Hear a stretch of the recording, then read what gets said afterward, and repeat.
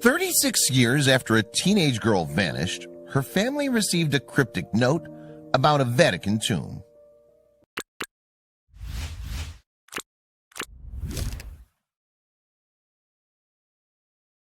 For the first time in nearly 40 years, the family of missing teenager Emanuela Orlandi seemed to have a promising lead. The mysterious case has baffled police since 1983, but now an ominous tip-off may finally be pointing them in the right direction. And Emanuela's relatives hold their breath as the Vatican workers prise open two ancient tombs. Perhaps no one could have predicted, though, what the group are about to find. On June 22, 1983, after leaving a music class in the Italian city of Rome, Emanuela vanished without a trace. Since then, alleged sightings and ominous conspiracy theories have only fueled the mystery that surrounds the 15-year-old's disappearance. But despite intense media coverage and tireless efforts from Emanuela's family, no leads have ever provided a breakthrough. Until now, it appears. In the summer of 2018, you see, the Orlandi family received an anonymous message that seemed to hint at Emanuela's whereabouts. The cryptic clue, which reportedly instructed the recipients to look where the angel is pointing, sounded like something from a Dan Brown novel. And ultimately, the tip-off would lead investigators to the heart of a Vatican City cemetery.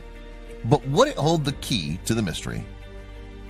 Going back to the beginning of the story, Emanuela entered the world in 1968 to parents Maria and Ercole Orlandi.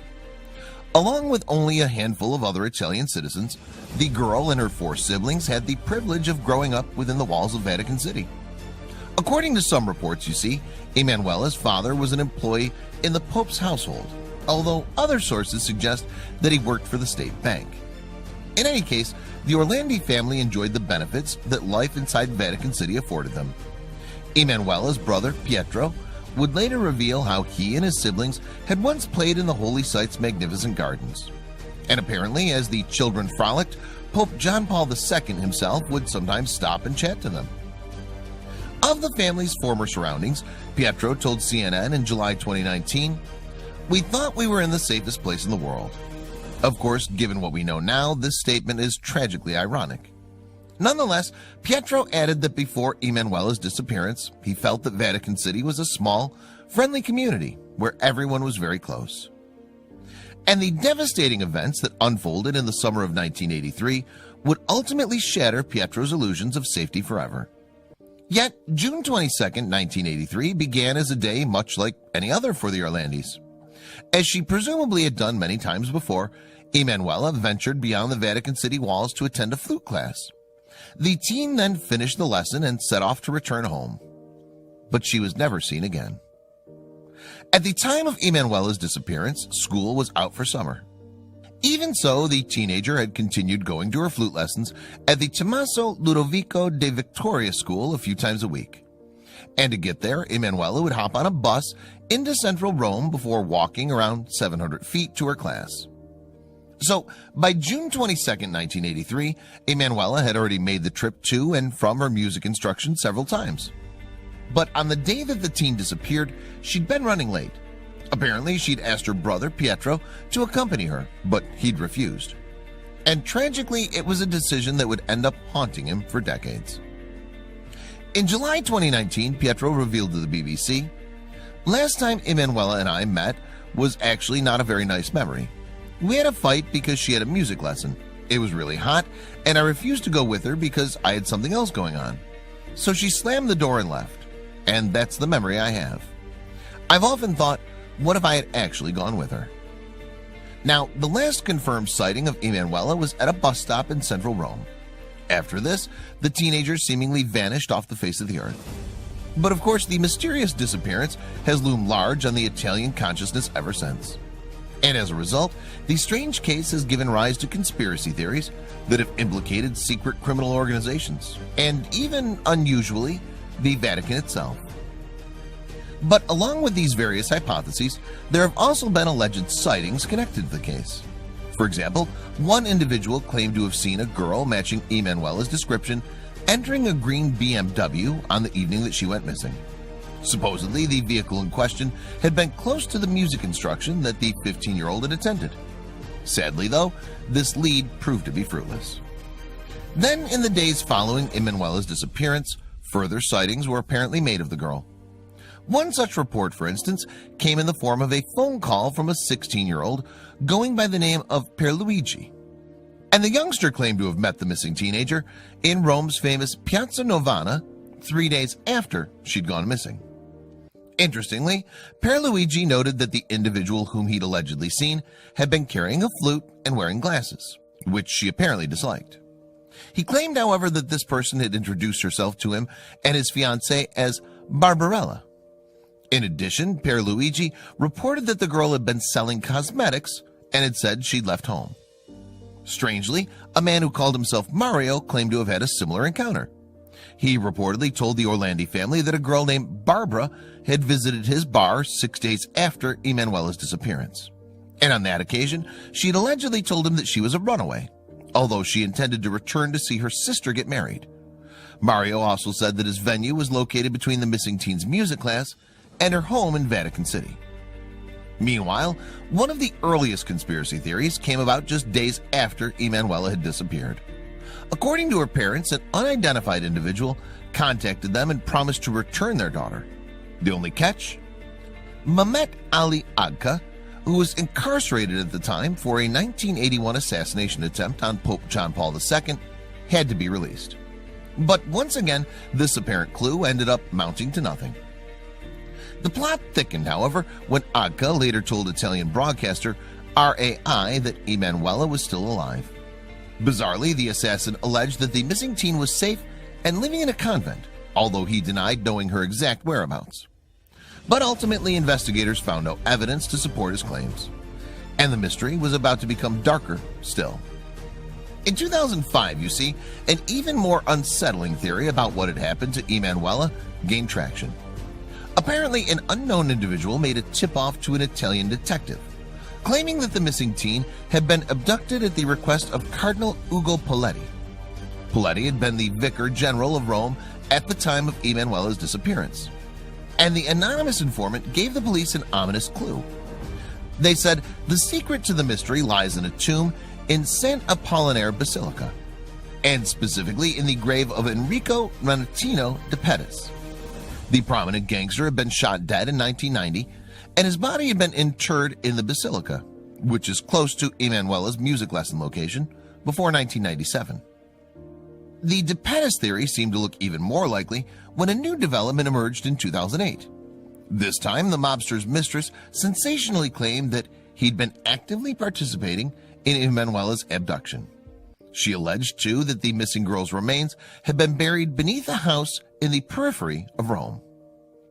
But despite detectives following the lead provided by de Pettis' mistress, they once again found nothing. In fact, they discovered that the concrete foundations of the building in question had actually been set prior to the teen vanishing.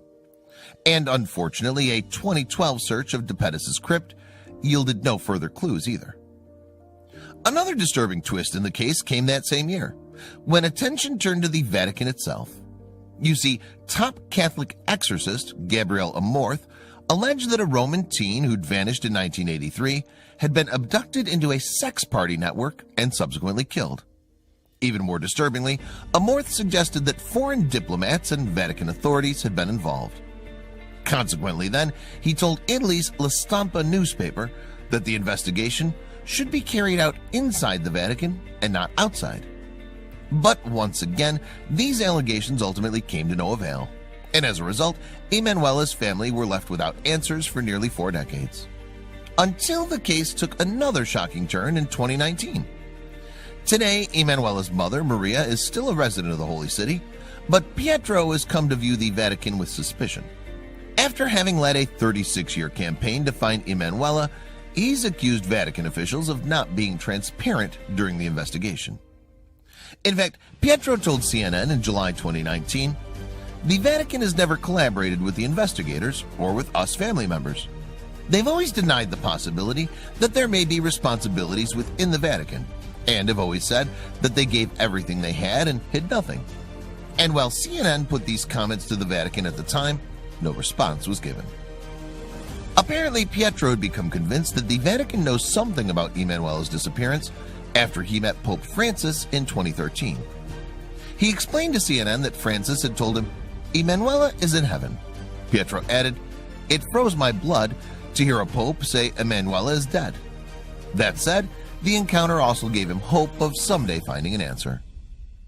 And since meeting Pope Francis, Pietro claims that he's attempted to contact the Holy Leader again on numerous occasions to obtain more information, but to no avail. Emanuela's brother isn't alone in his theory either. Indeed, Italian crime journalist Fiorenza Sarzanini told CNN, "Every type of clue has always led to the Vatican." She also added that officials have never accounted for why a mobster such as De Pettis would be buried in an important church. Then, in the summer of 2018, the Vatican was implicated yet again. The Orlandi family received a tip-off that came in the form of an image of a religious statue with an accompanying message. The clue bafflingly instructed to look where the angel is pointing. And ultimately, the cryptic note led the search for Emanuela to 2 tombs inside a small cemetery within Vatican City. More specifically, the site in question is known as the Teutonic Cemetery. Situated close to St. Peter's Basilica, it's the final resting place for German-speaking members of the Roman Catholic Church. But despite its prominent location, the graveyard is tucked away behind a set of imposing walls, and its ornate gates are reportedly watched by a Swiss guard.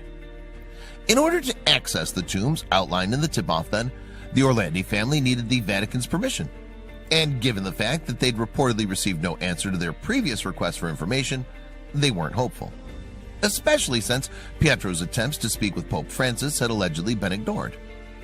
But after close to a year of campaigning by Emanuela's family, the Vatican finally agreed to exhume the tombs. In the wake of the development, a buoyed Pietro told the BBC, "For the first time, the Vatican showed that they're considering the possibility that there may have been internal responsibilities within the Vatican for Emanuela's disappearance." That said, a Vatican spokesperson stressed that police were only trying to determine whether or not Emanuela could have been buried in the cemetery. Vatican officials would not be looking into the teen's disappearance either, as it had occurred outside of their jurisdiction. It appeared likely then that the investigation would remain the responsibility of authorities in Rome. Nevertheless, the search got underway in July 2019, and any remains discovered during the hunt would undergo DNA testing, which would apparently take weeks to yield results. But while Pietro was hopeful that the exhumation marked a turning point with the Vatican, Sarzanini had her reservations. In July 2019, the journalist alleged that the cooperation of Vatican officials merely served to direct any suspicion away from them. She told CNN, "I fear that the Vatican has decided to open the tombs because they know there's nothing inside. And this will definitely put an end to the claims of the Orlandi family." In any case, the Orlandis were permitted to oversee the exhumation of the tombs, along with the relatives of their believed occupants. But ahead of the search, Pietro was forced to consider what would happen if Emanuela's remains were indeed found. After all, he'd never lost hope of finding his sister alive. Contemplating the possibility that the exhumation would solve at least one part of the mystery, Pietro told the BBC, "It would be anguishing for my mother. She still lives inside the Vatican, less than 1,000 feet from that cemetery. To think that she'd been so close to my sister for so long without knowing it, it makes me feel horrible." Pietro added, "In fact, I actually hope that Emanuela is not there." As it turns out, she wasn't. In fact, the Teutonic Cemetery tombs were found to be entirely empty. That's right. In a bizarre twist, the crypts didn't even contain the remains of the 2 princesses who were believed to have been buried there. Yes, unbelievably, the remains of German nobles, Princess Sophie von Hohenlohe and Princess Charlotte Friederike of Mecklenburg, were nowhere to be found. Both had roots in the Danish royal family and had died in 1836 and 1840, respectively. But search teams did uncover 2 ossuaries, which are small chambers used to bury the dead. And interestingly, these were discovered beneath a trapdoor in a building next to the Teutonic Cemetery. But the story doesn't end there, as the ossuaries did indeed contain human remains. Yet while scientists can date bones in a matter of hours, DNA identification is a lengthier process. Still, Alessandro Gassotti, a Vatican spokesman, assured Vatican News that forensic tests were being carried out, according to international protocols. Although he declined to speculate on how long this would take. And while it's not known for sure why the tombs of the two princesses were found empty, at least one explanation has been put forward. In particular, the Vatican has speculated that the crypt's remains may have been relocated during site work in the 1960s and 1970s. But while the mystery of the bones is certainly intriguing, Emanuela's family are still in limbo. After all, they appear no closer to finding out what happened to their loved one. Yet Pietro refuses to give up hope that Emanuela may one day be found alive. He told the BBC, "She and I had a very close relationship. We both liked music. She was trying to teach me a Chopin piece. We only got through 2 pages and then she went missing. I hope one day she comes back to teach me the rest."